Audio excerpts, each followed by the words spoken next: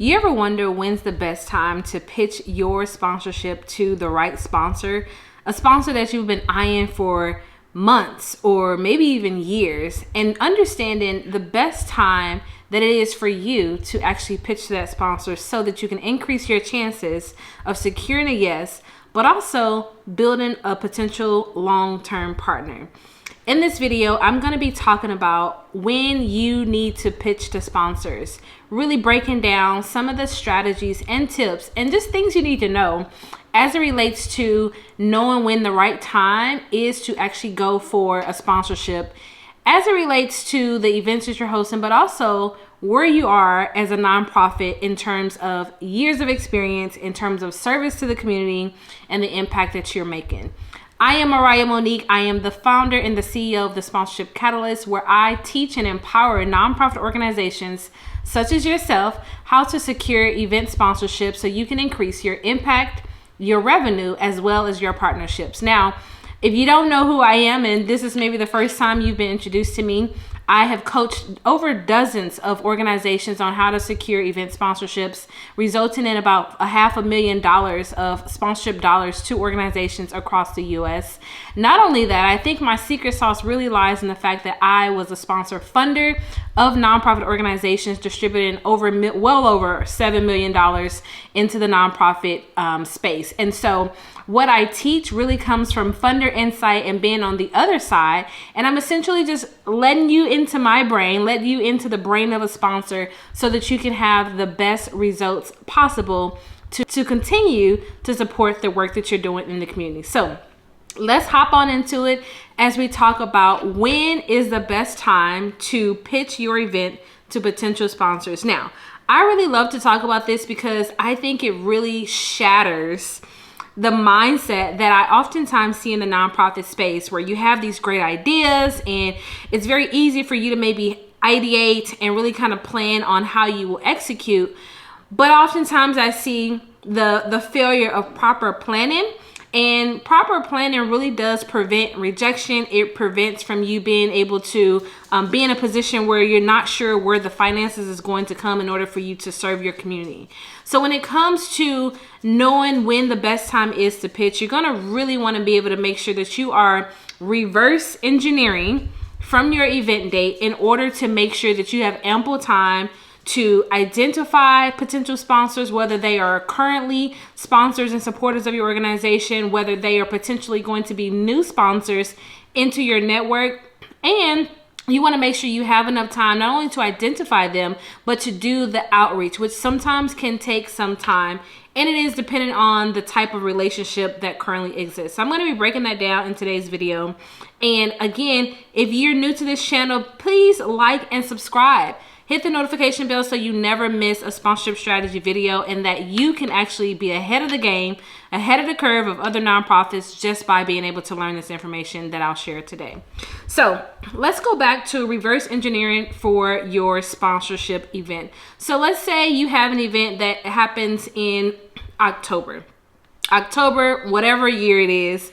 Let's say October is the month that you're having an event. You need to reverse engineer at least 6 to 9 months prior to October to start your sponsorship outreach. The reason being is because this gives you ample time, again, to identify those new sponsors, to check the pulse of your existing sponsors. Is this something that they're potentially going to want to be interested in, right? Do they see themselves a part of the event that you're going to be hosting in October? And it also gives you an opportunity to ease into October, right? So giving yourself 6 to 9 months prior to your event date is very helpful, because oftentimes as nonprofit leaders and fundraisers, you all are wearing multiple hats.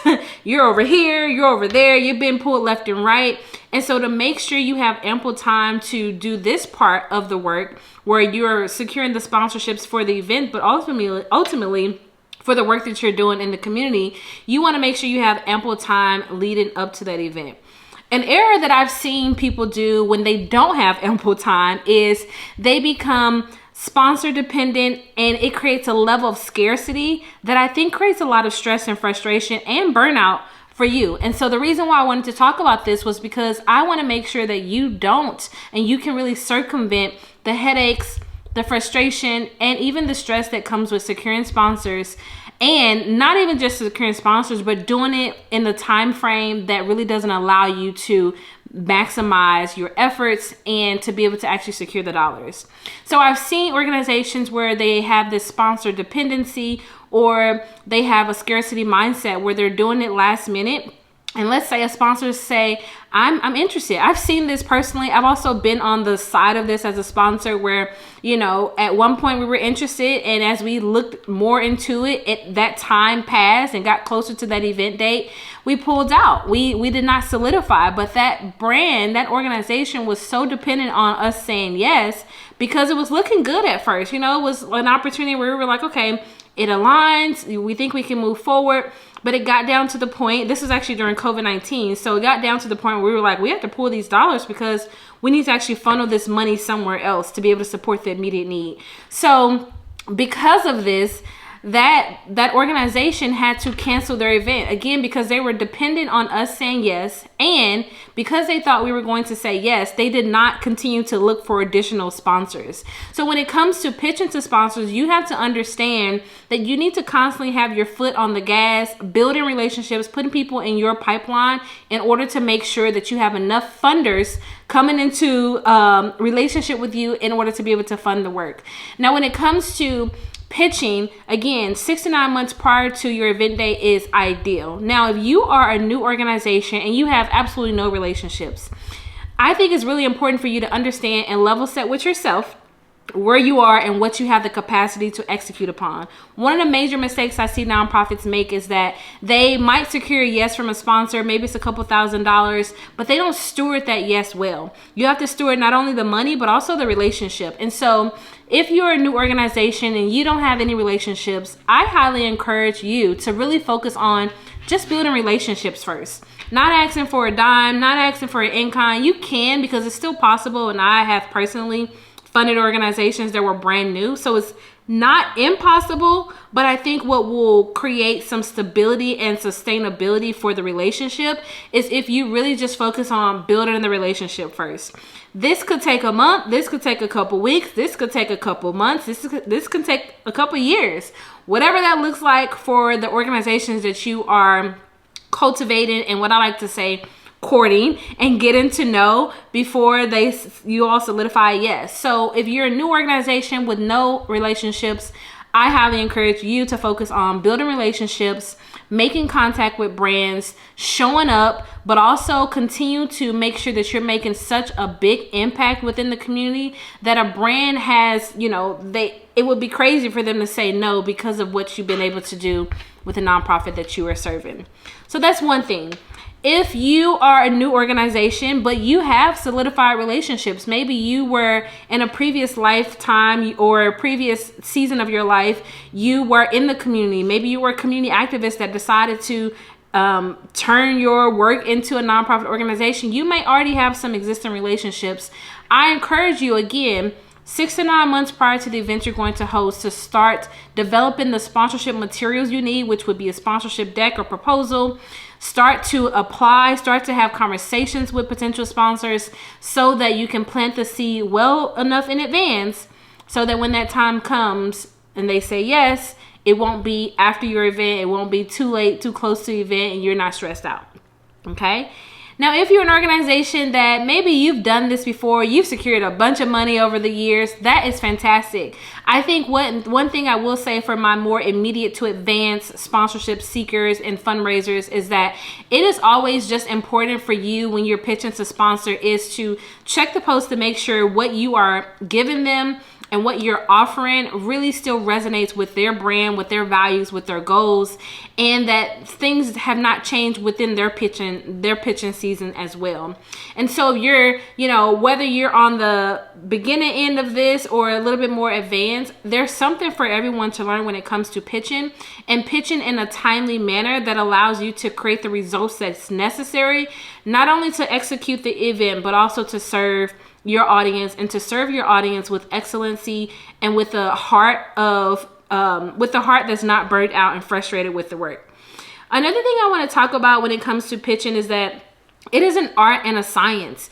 As you're engaging with different brands, every brand is different in terms of when you should be pitching to them. Some people have a requirement that you need to pitch, 6 months prior to. You need to submit something. You need to start having conversations prior to. Some organizations require 60 days. Some organizations have closed and open application cycles, which means they open it maybe in the spring and then they close it in the summer. So it is important that as you do your due diligence and research on these brands, and as you engage in conversations, that you're understanding specifically how their sponsorship program works, because it's going to differ from brand to brand. And I want you to not just understand those things. I want you to begin to build a database so that if you needed to hand that work off to a junior staff member or to a new staff person that you're onboarding, it's very easy for them to see, these are the organizations we've talked to or we've researched. This is the information we've gleaned about them, so that you all can get even more strategic and accurate when it comes to securing sponsors and pitching to the right brands that make the most sense for the events that you're hosting. Another thing I love to talk about when it comes to pitching is that you also have to take into consideration the type of relationship you have. Is it a hot relationship? Is it a warm relationship? Is it a cold relationship? You also want to understand the type of event. So the type of relationship and the type of event will determine when you need to start pitching to sponsors. Now, let's just say you have a hot contact, a hot relationship. You've built it over the years. They've supported you time and time again.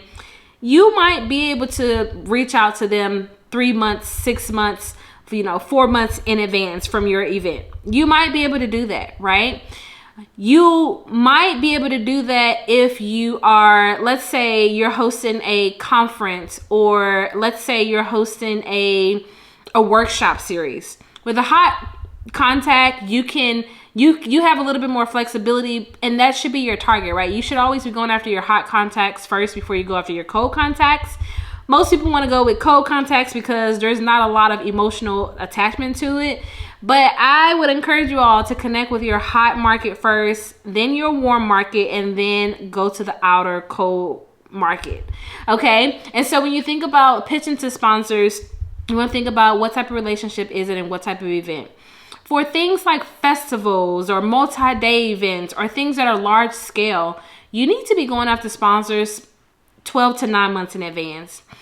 I've seen this done really successful, especially for really large scale, like 5K runs, or really large scale, like music festivals that people have, where when that festival or when that run walk is over, they've already solidified the date, location, and they've already decided that, hey, they're already starting to promote essentially, hey, there's an opportunity for you to be on board for 2026 or 2027. They're already communicating that not only to sponsors, but people that are going to be running in the race, or for artists that are going to be a part of next year's event. So if it's a large scale event, you should be doing it well in advance, because again, large scale event means a larger budget. It's going to cost you more money, and you want to make sure that you are running into your next event with some money already secured to where it can support that upfront cost for the event that you're going to execute. So that is important to think about. When you think about conferences or maybe mini workshop series or community events, a smaller scale, again, that 6 to 9 months is going to be a really good sweet spot. The earlier the better. It's never too early to start reaching out to sponsors about opportunities that they could potentially be a part of, because I look at it as you're planting seeds. You're planting seeds. It may not grow in that moment. You might not see an increase in that moment, but you're planting seeds of what can be possible and how they can be a part of the impact that you're making in the community through the specific vehicles, aka events that you're hosting throughout the year, that will allow that brand to help you make an impact, but also to get exposure to the audience that you've cultivated over the time, whether it be through a fundraising gala where there's going to be a room full of people they can network with, maybe even close some business deals or make some new connections with, or if it's a community engagement event where they can engage with the community, change their perception, change the community's perception about their brand, or just be able to make an impression on the decision makers that'll be attending your community event. Whatever it is, just know that when you're pitching, you want to make sure you do it with well enough time so that you are not stressed out or burned out or frustrated in the process. I hope that's been helpful. If you want to learn more, feel free to check the link below. I do have an opportunity for you to book a discovery call with me if you want to understand how I may be able to support you, or if you need a deeper dive. I encourage you to join the Nonprofit Event Sponsorship Accelerator to be able to really upskill this particular skill set so that you can actually bring in the dollars that you need for the organizational efforts, fundraising efforts that you have. Now, this accelerator is a hybrid accelerator, so I am coaching live one-on-one. Not one-on-one. I am coaching live, as well as there's modules that you can go through to really learn how to navigate the sponsorship landscape and how to make sure your organization can bring in the dollars necessary for the events that you're hosting. I look forward to serving you more. Make sure you tune into the next video. Have an amazing day.